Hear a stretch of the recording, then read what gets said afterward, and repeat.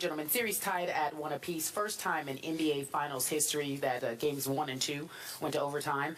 History shows that the winner of Game 3 goes on to win the series 84% of the time, but this series is anything but historical in terms of facts. So let's talk about who you believe will win, Stephen A. Not a predictable series. Who wins tonight? I'm picking the Cleveland Cavaliers to win tonight's game. I'm just of the mindset that if I'm going to hold true to my thought process that Cleveland will win this finals in 6 games, they need to win tonight. Obviously, if they lost tonight and they won Game 4, you still got a series. But I think considering the momentum that they captured by winning Game 2, by seeing LeBron James slam the ball on the floor and scream the way that he did, knowing how pivotal and how important it was to capture that particular game, I think all the momentum that you gained by winning Game 2, you immediately lose and return to Golden State if you lose Game 3. Because even if you turn around and win Game 4, the fact that Golden State walked into your house for Game 3, handled their business immediately after losing Game 2, still sends the right message to them that they got control of this series, that they can beat you, that the road to the championship still has to go through their house at the Oracle in Oakland. I think if you want to create doubt, and talking to Dwayne Wade just the other day when he was working for ABC doing pregame with us, he said that he had spoken to LeBron, and he basically said this is about creating doubt in Golden State's mind. You want to make sure you embed in their brain you have something to worry about. You do that by capturing Game 3 as well as Game 2, not by winning Game 2 and then turning right around in less than 48 hours and losing Game 3. I don't see that happening. I think it's pivotal that the Cleveland Cavaliers win tonight's game, and I think with LeBron literally imploring the fans of Cleveland to show up and to match the intensity, the loudness of the Oracle in Oakland, I think the fans in Cleveland are going to show up big time tonight. They know they haven't been to the finals since 2007. You got to consider the fact that even when they went to the finals in 2007, everybody and their grandmama knew they were going to lose because you weren't beating the San Antonio Spurs being so young, going up against Tim Duncan and those boys in their prime. This is the first legitimate shot at an NBA championship that these boys have had in the history of this franchise. LeBron senses it. The team senses it. The fans in Cleveland and beyond know it. And I think they will show up, and they will show up tonight, and they will win this game. You got a score? If I have to venture to guess, I don't believe this game is going overtime. I'd say Cleveland 99, Golden State 91. Okay. Well, hold it. Yeah. Wait. Yes. You just said the Cleveland Cavaliers are going to hold the Golden State Warriors to 91 points. Well, look at the points they've held them to without overtime. Regulation. Yeah, and that's what I'm saying. And I'm saying this is not going overtime. I'm saying this is not going overtime. Okay. Here I go again. I did pick Golden State to win this series in 7. I believe it's going to be a long, hard grind for the Golden State Warriors. I think they're going to fight back, gut it up tonight, and win Game 3. I also think, we got some Warriors fans here. Wow. 7 Golden State Warrior fans. Now that takes guts right there. Yeah, I know, right? Wow. I do think Cleveland will win Game 4, but I think this is going to go back tied 2-2 to a Game 5 on Sunday night back at Oracle, as they call it. Here's my point. The Golden State Warriors were the #1 defensive team in basketball this year. In the playoffs, your Cleveland Cavaliers have become the best defensive team.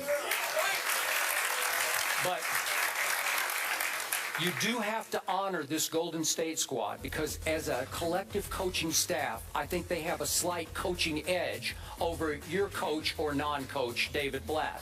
Now, Tyronn Lue does a heck of a job. I was getting ready to bring him up. He's done an outstanding job and obviously by the way, worked under the tutelage of Doc Rivers for years. And LeBron James has become quite the unofficial assistant head coach here. But my point is, I think they're going to change their defensive strategy tonight, Golden State.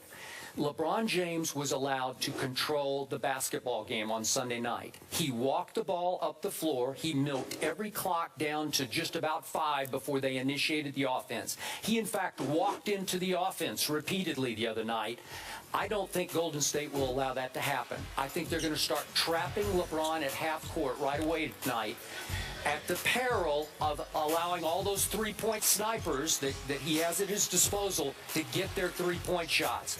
But it might speed up the offense if they trap LeBron and make him, as we know he'll make the correct basketball play, give it up to JR, give it up to Shumpert, give it up to Dellavedova, give it up to James Jones, whoever is open at that point on the man who comes to double LeBron. I think they're going to try to speed up the offense. Look, Dellavedova, you and I have gone back and forth. We'll talk about this later. Do I think he has Steph's number? I do not. But I think he does a nice job on him, and I think he'll continue to do a pretty good job on him tonight. I don't think he's going to shoot 5 for 23, Steph. I don't think he's going to go 2 for 15 from 3. He'll be a little better, but I think it's going to come down to late and close again. I'm not going to be surprised if this isn't another overtime game tonight, a third straight. I think Steph Curry, who is the MVP, and he's not a fraudulent MVP, he deserved it. I think he'll make the late play tonight. That's just my gut feeling. I got it 100-98 Golden State tonight. I will tell you this. I respect Matthew Dellavedova regardless of what people say. He covers Steph one-on-one. Steph's going to eat him up. I'm telling y'all that right now. Just Steph Curry we talking about here. You can love Matthew Dellavedova all you want to. Dude, you put him one-on-one with Steph Curry and watch what happened to you. It's a mistake that everybody has been sitting here talking so much junk about Steph Curry, crediting Matthew Dellavedova. You crediting LeBron James, that's one thing. Crediting Matthew Dellavedova. I'm Steph Curry, and this dude from Australia has been locking me up. Really? Okay, we'll see. So I want to point that out. The other thing I want to point out to you, Skip, in Cleveland's favor is this. When you talk about doubling LeBron James, please remember that he's 6'8". Mm-hmm. Please remember that in order to double him productively, you've got to send guys his size his way. Golden State doesn't have that many guys. No, I'm not talking about doubling. I'm talking about trapping him at half court. We just make him give up the basketball quickly.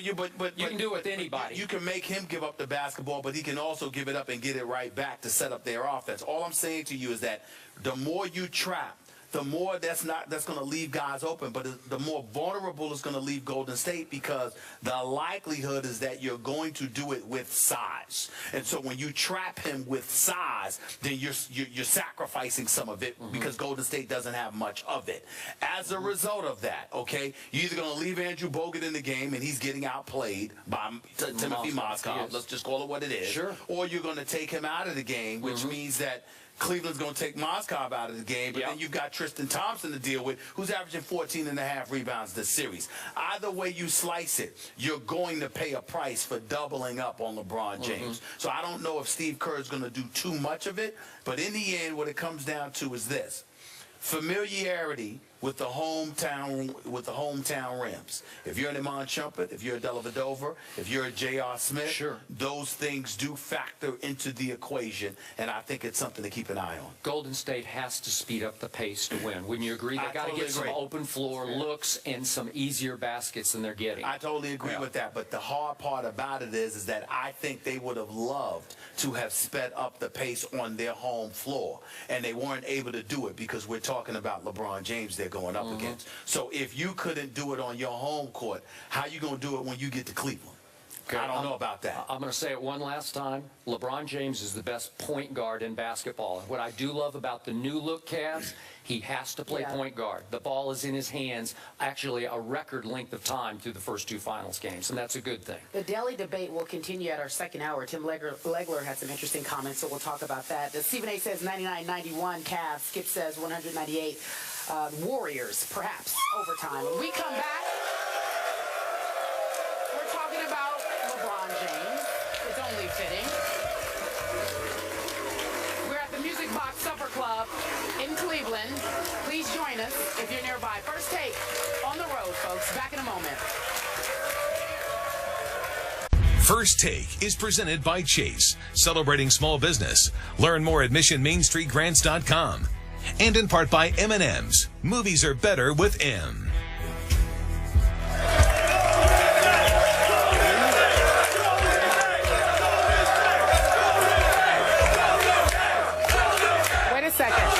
Wait a second. There is some confusion. There's Golden State. There's Golden State and Cavs fans. You guys are bold right here. I get you guys. You really do. Keep it friendly. Keep it friendly. We understand. These guys need to be careful. They just need to be careful. Cautious. Be kind to them. Proceed cautiously. Yeah. As I was saying, you know, we love when people watch the show and send us some tweets. You guys know about Little B, right? You know the curse that Little B put on Kevin Durant and James Harden, which you think is kind of funny. He also said, though, he said specifically that LeBron James, there was no curse. So he's all straight, right? Everybody's good with LeBron. He just tweeted the show. He just wanted us to know that he really liked the Iman Shumpert video, and he wanted to see what you thought about it. What do you think? I just hope Little B doesn't put a curse on Delhi. Uh-oh. Right? What if he did? Yeah. He's not cooking yet? No. No, not going to happen? Okay. All right, so let's talk about Game 3. Stephen A's like, I'm not a part of this. Who wins the game tonight, my friend? I'm picking Cleveland. I'm picking Cleveland.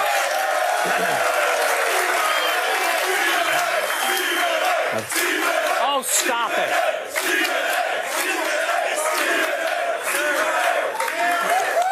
I really believe that Game 3 is pivotal in this series. I think that, you know, LeBron imploring the crowd in Cleveland to show up, to be raucous and noisy. I think that there's a need for that. He knows that his troops are going to need all the support that they can get because Golden State's going to be ready tonight. And I think that Cleveland's going to have to find a way to win. Keep in mind, Golden State is still the best team in this series. Cleveland just has the best player in the world. They will find a way to escape with tonight's game. And Iman Shumpert's got to show up offensively, too.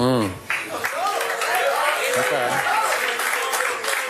I believe, in fact, I know that Golden State's going to win one of these two games in Cleveland, and I believe it will be tonight because I believe Steffi owes his team a game, and I think he will give his team back a game tonight. I got 100-98 visiting team. Let me tell you what we owe you guys here in Cleveland. Another show. We'll be here at 3:30 this afternoon. Please join us, will you? We're going to be on ESPN. Skip Bayless and Stephen A. Smith. I'm Carrie Champion. Thank you for watching. Again, 3:30.